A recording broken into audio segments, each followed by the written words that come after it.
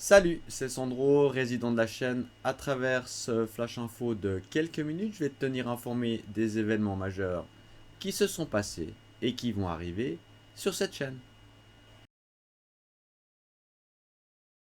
Avant de démarrer, un grand merci de ton soutien. Ça passe par ta présence durant les lives, mais également tes commentaires sur les différentes plateformes comme Insta, Facebook et ici sur la chaîne. Sans oublier le petit pouce bleu, tes likes, qui franchement, comme je le dis et je le répète, donnent de l'énergie franchement renouvelable à publier sur cette chaîne. Que s'est-il passé? Plusieurs playlists ont vu le jour et on commence avec celle-ci sur ce Marines ou un 16e de 1945. On y trouve 4 tutos, comme toujours le visage, mais également le préombrage et je l'avais mentionné, toute la partie des salissures qui franchement est un travail important réalisé sur cette pièce. Pour terminer, le socle, également un gros travail qui me semblait important de partager avec toi. Je poursuis avec ce buste au 1/10 d'un officier de l'US Airborne, très connu, d'une certaine série. Cette pièce, elle avait gagné l'été dernier un vote et j'ai démarré dès la rentrée sa mise en peinture. On y trouve principalement 3 tutos, le visage, le casque et la veste. La veste, franchement, ça a été un sacré challenge pour, comme toujours, les teintes, mais également un travail conséquent dans le cadre des ombres et des lumières. Un premier vlog a vu le jour où je traite un sujet toujours d'actualité et qui le sera à mon avis pendant un certain temps, l'intelligence artificielle, l'IA.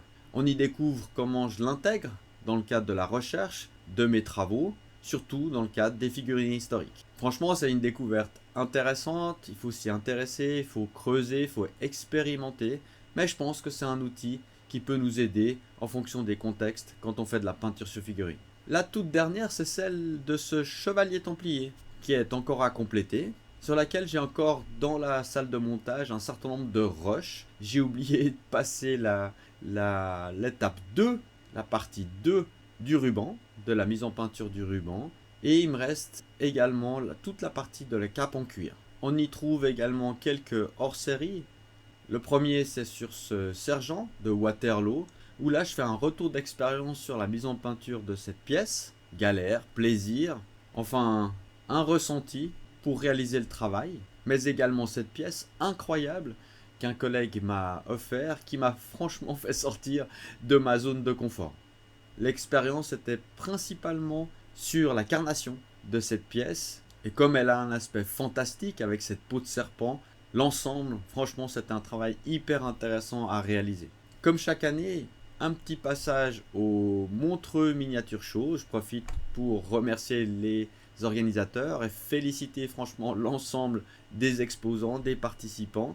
En ce qui me concerne, j'ai placé quelques pièces au concours dans la catégorie figurine historique, confirmée. Et là, franchement, une merveilleuse surprise avec une médaille d'or à la clé.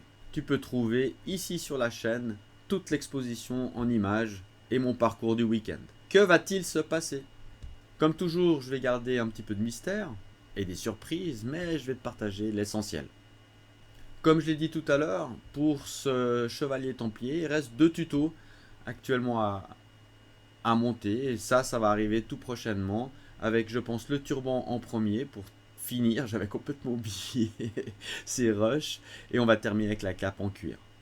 Dans quelques jours, c'est le week-end du Luc du Num, donc je vais y passer, bien évidemment. Je vais poser quelques pièces au concours à exposer, mais surtout, je vais m'en mettre plein la vue, plein les yeux avec l'ensemble des pièces de tous les artistes qui seront présents sur ces 2 jours. J'ai encore cette pièce à terminer, ce buste en impression 3D de chez Moussini, un motard de la Wehrmacht ou un 10e. À ce jour, j'ai posé juste les bases, mais je vais le reprendre dès que l'inspiration de la Seconde Guerre mondiale reviendra. Je viens de monter et préparer le pré-ombrage de cette pièce incroyable de chez SK Miniature.